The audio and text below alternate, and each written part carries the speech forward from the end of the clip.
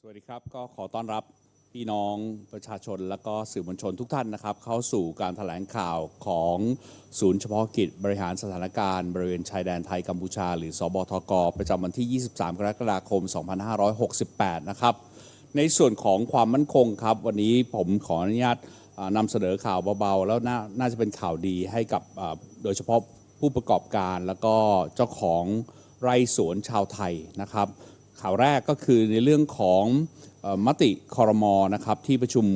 คณะรัฐมนตรีเมื่อวานนี้ 22 กรกฎาคมที่ผ่านมาครับก็ได้มีมติเห็นชอบนะครับแนวทางผ่อนผันให้แรงงานสัญชาติกัมพูชาเข้ามาทำงานบริเวณชายแดนไทยกัมพูชาตามมาตรา 64 แห่งพระราชกำหนดการบริหารจัดการการทำงานของคนต่างด้าวพุทธศักราช 2560 และที่แก้ไขเพิ่มเติมนะครับโดยรายละเอียดของมาตรการตรงนี้นะครับที่มีการผ่อนผันเนี่ยก็มีรายละเอียดดังนี้นะครับก็คือกรณีคนงานต่างด้าวนะครับที่ใช้เอกสารประจำตัวบุคคลประเภทบัตรผ่านแดนหรือ border pass เป็นเอกสารแสดงตนนะครับทั้งที่มีอายุหรือหมดอายุซึ่งได้รับอนุญาตให้เข้ามาทำงานในราชอาณาจักรและการอนุญาตให้พำนักในเขตพื้นที่ชายแดนนะครับที่ได้รับอนุญาตนั้นสิ้นสุดลงการผ่อนผันก็มีการผ่อนผันให้คนงานต่างด้าวเหล่านั้นนะครับอยู่ในราชอาณาจักรเป็นกรณีพิเศษเพื่อทำงานได้เป็นระยะเวลา 6 เดือนนับตั้งแต่วันที่ประกาศกระทรวงมหาดไทยมีผลบังคับใช้ก็คือตั้งแต่วันที่ 7 มิถุนายน 2568 ครับหรือจนกว่ามาตรการควบคุมการผ่านแดนระหว่างประเทศทั้งสองจะกลับสู่สภาวะปกติครับและให้ยกเว้นนะครับการเปรียบเทียบปรับคนต่างด้าวกรณีอยู่ในราชอาณาจักรเกินระยะเวลาที่กำหนดด้วยครับอีกประเด็นหนึ่งก็คือให้คนงานต่างด้าวนั้นนะครับดำเนินการยื่นคำขออนุญาตทำงานด้วยวิธีการทางอิเล็กทรอนิกส์นะครับพร้อมทั้งชำระค่ายื่นคำขอรวมถึงค่าธรรมเนียมใบอนุญาตทำงานนะครับโดยจะได้รับอนุญาตทำงานครั้งละ 3 เดือนและหากประสงค์ที่จะทำงานในราชอาณาจักรต่อไปนะครับให้ยื่นคำขออนุญาตทำงานพร้อมทั้งเอกสารและหลักฐานตามที่กำหนดและชำระค่าธรรมเนียมภายใน 30 วันนับตั้งแต่วันที่ได้ยื่นคำขอและให้คนงานต่างด้าวนั้นไปดำเนินการตรวจสุขภาพกับสถานพยาบาลของรัฐและขึ้นทะเบียนเป็นผู้ประกันตนสำหรับคนงานต่างด้าวซึ่งทำงานในกิจการหรือเป็นลูกจ้างที่ไม่อยู่ภายใต้การบังคับใช้กฎหมายว่าด้วยประกันสังคมครับอีกประเด็นหนึ่งก็คือว่าให้แรงงานต่างด้าวเหล่านั้นเนี่ยสามารถเปลี่ยนตัวนายจ้างหรือเพิ่มนายจ้างได้3 รายนะครับในพื้นที่จังหวัดที่ได้รับอนุญาตทำงานนะครับซึ่งเดิมไม่สามารถทำได้นะครับอีกประเด็นก็คือให้แรงงานต่างด้าวนั้นไปรายงานตัวต่อเจ้าพนักงานตรวจคนเข้าเมืองครั้งแรกภายในวันที่ 30 กรกฎาคม 2568 และให้รายงานตัวทุกๆ 30 วันนะครับนับตั้งแต่วันครบกำหนดครั้งก่อนโดยสามารถรายงานตัวก่อนได้ไม่เกิน 7 วัน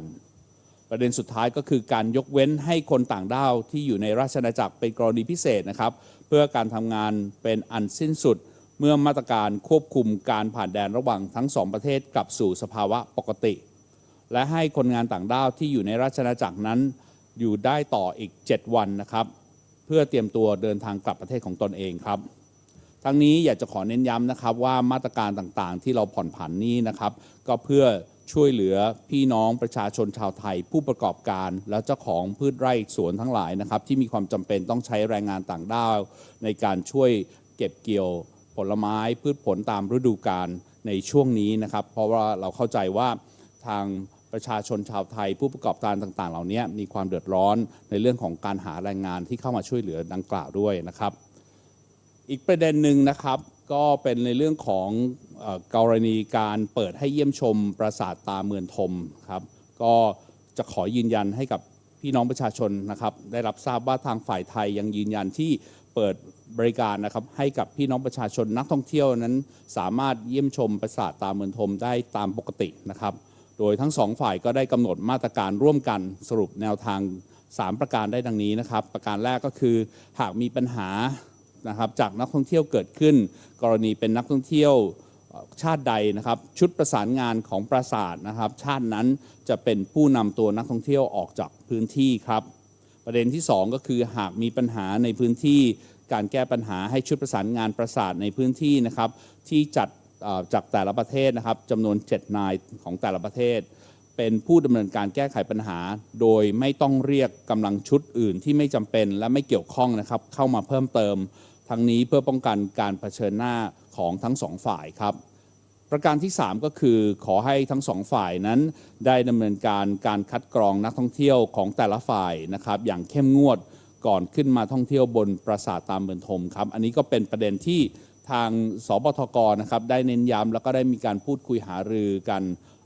ในช่วงของวันการประชุมในวันนี้นะครับขออนุญาตแปลเป็นภาษาอังกฤษนะครับ Due to the necessity of the Thai business operators and farm owners who require foreign labor to help with seasonal harvesting,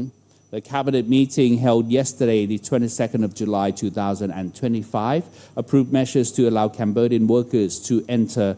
and work in areas along the Thai-Cambodian border under Section 64 of the Emergency Decree on the Management of Foreign Workers, Buddhist Era 2560, that's 2017, and its amendments. The details are as follows. In the case of foreigners using a border pass as their identification document, whether still valid or expired, who had previously been granted permission to work in the kingdom and to stay in border areas, the government is granting a special exemption allowing these workers to remain in the kingdom to work for a period of 6 months from the effective date of the Ministry of Interior's announcement. That would be the 7th of June 2025. So this is a retroactive measure implemented by the Ministry of Interior, and or until the cross-border control measures between the two countries return to normal. In addition, fines for overstaying in the kingdom beyond the permitted period will be waived. Secondly, foreign workers must submit applications for work permits electronically and pay the application fee and the work permit fee. The permit will be granted for 3 months at a time, and if they wish to continue working, they must reapply within 30 days of the previous application date with the required documents and fees. In addition, foreign workers must undergo a health check at a government hospital and register themselves as insured persons for those engaging in employment not covered by the Social Security Act. Thirdly, foreign workers are allowed to change employers and, of course, up to 3 employers at a time within the same province or area of employment where they are authorized to work. This was not previously permitted. Fourthly, foreign workers must report to an immigration officer for the first time by the 30th of July 2025 and every 30 days thereafter. They may report up to 7 days in advance of the due date. Fifthly, the special exemption allowing foreigners to stay in the kingdom for work will end once border control measures between the two countries return to normal. After that, foreign workers may stay in the kingdom for up to 7 more days to prepare themselves for their return to their home country. And I would like to emphasize also that the Thai authority wishes to reassure that all foreign workers will be treated with their appropriate rights as permitted by Thai law. On the second topic that was discussed during the ad hoc center meeting today was on the opening of the Tam Mueang Thom temple to visitors. The Thai side confirms that the temple remains open to the public and tourists as usual. Both sides have agreed on the joint measures as follows. Firstly, if any issue arises involving a tourist, the coordinating team from the respective country of that tourist will be responsible for escorting him or her out of the area. Secondly, if a problem arises in the area, it will be resolved by the local coordination teams. 7 unarmed representatives from each side are to be stationed at the temple. No additional reinforcements of unrelated forces or troops will be called in order to prevent confrontation between the two sides. And thirdly, both sides are requested to conduct thorough tourist screening on their respective sides before allowing entry to Tam Mueang Thom temple. And I would like to also wish to emphasize on the point that the temple remains open to tourists and visitors,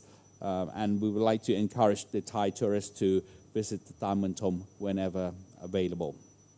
All right, so I'd like to pass the floor now to our colleague from the Ministry of Foreign Affairs for further details. ขอบคุณค่ะสวัสดีค่ะ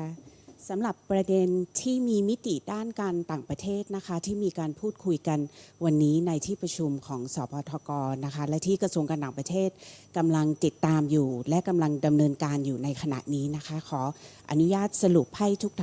ท่านฟังนะคะเป็น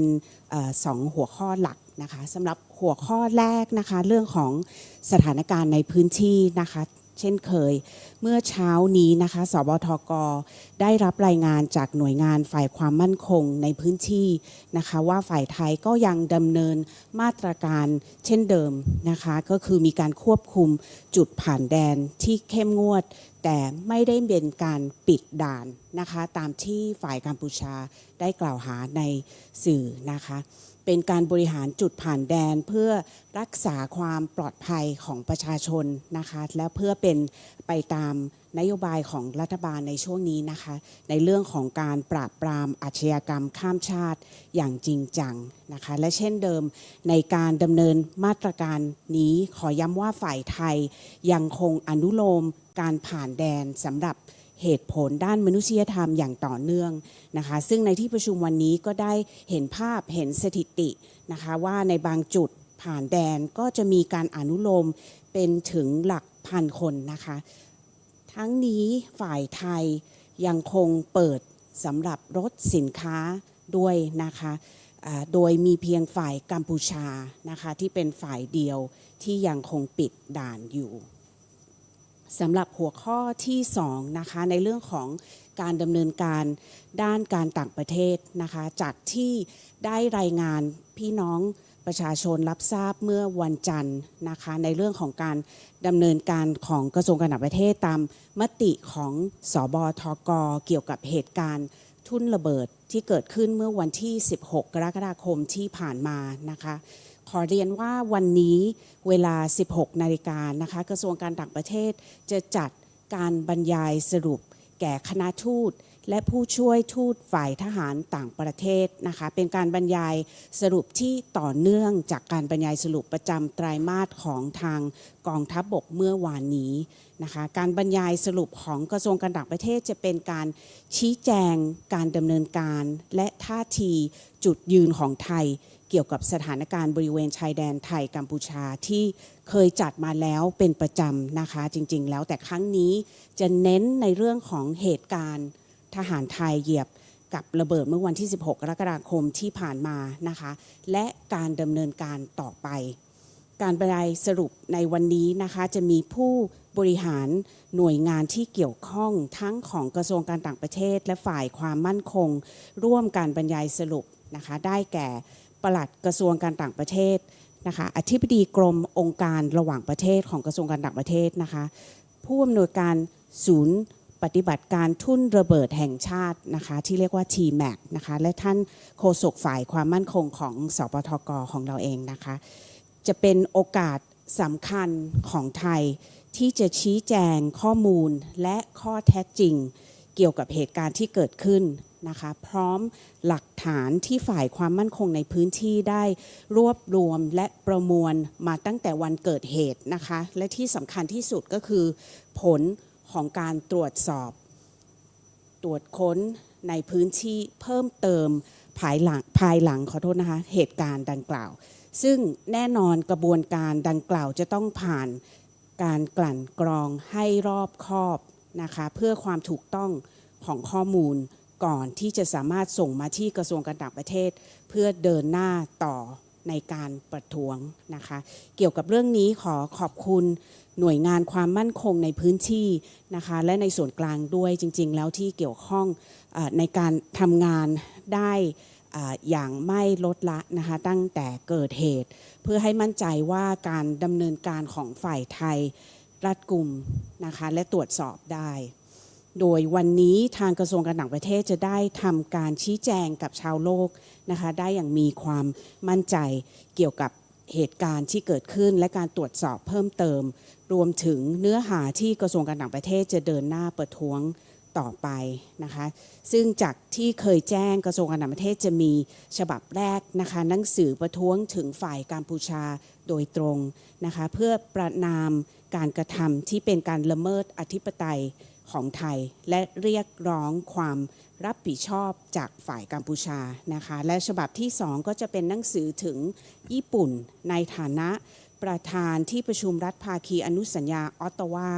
นะคะตามพันธกรณีของไทยเองนะคะทั้ง2ส่วนนี้ก็เพื่อเรียกร้องให้ฝ่ายกัมพูชาแสดงความรับผิดชอบ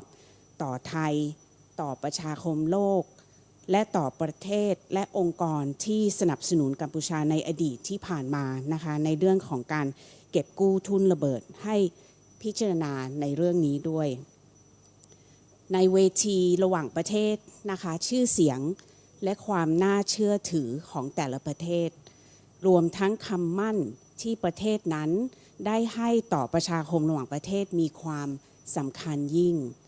เพราะเป็นสิ่งที่จะทำให้ประเทศนั้นน่าคบหานะคะและเป็นที่เคารพของประชาคมโลกหลังจากการบรรยายสรุปแก่คณะทูตแล้วนะคะโฆษกกระทรวงการต่างประเทศจะได้แถลงรายละเอียดให้สื่อมวลชนรับทราบต่อไปนะคะดังนั้นจึงเรียนเชิญพี่น้องสื่อมวลชนให้ไปติดตามนะคะได้เลยนะคะที่กระทรวงการต่างประเทศในวันนี้ตั้งแต่เวลา 15:30 นาทีนะคะที่ห้องแถลงข่าวของกระทรวงการต่างประเทศบทส่งท้ายของวันนี้นะคะดิฉันขอย้ำว่าท่ามกลาง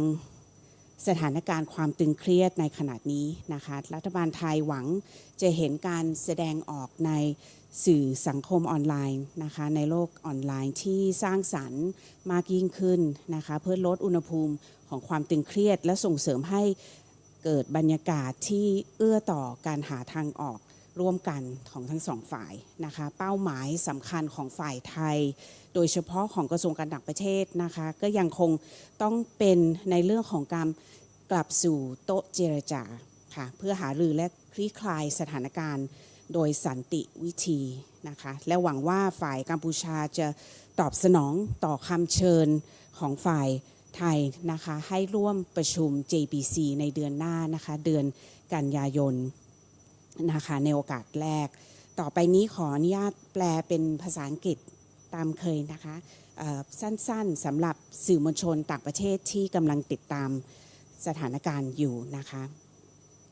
So good afternoon and let me switch to English now for all our media friends and for the diplomatic corps and all of our foreign friends tuning into the press briefing today at the Ad Hoc Center for the Cambodia-Thailand border situation. As always, let me share with you the key developments that we discussed today at the Ad Hoc Center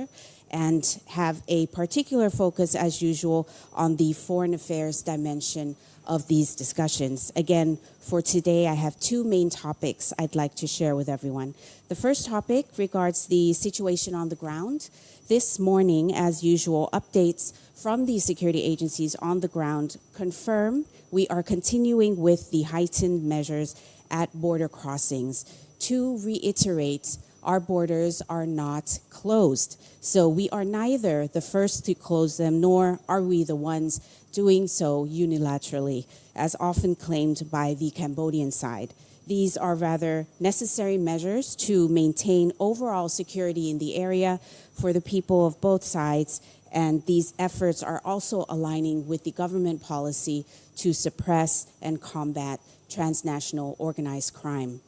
The Thai authorities continue to allow cross-border movements for humanitarian reasons and daily living and working requirements, as has been the case from the outset. Again, our tightened controls are targeted at transnational organized crime networks. They are not targeted at everyday people living, working, trading, and studying along the border. As usual, this morning we also continue to see photos and receive statistics confirming that thousands are crossing at certain border crossing points. We also continue to allow for vehicles transporting goods across the border, but it is in fact and unfortunately the Cambodian side which has closed their border.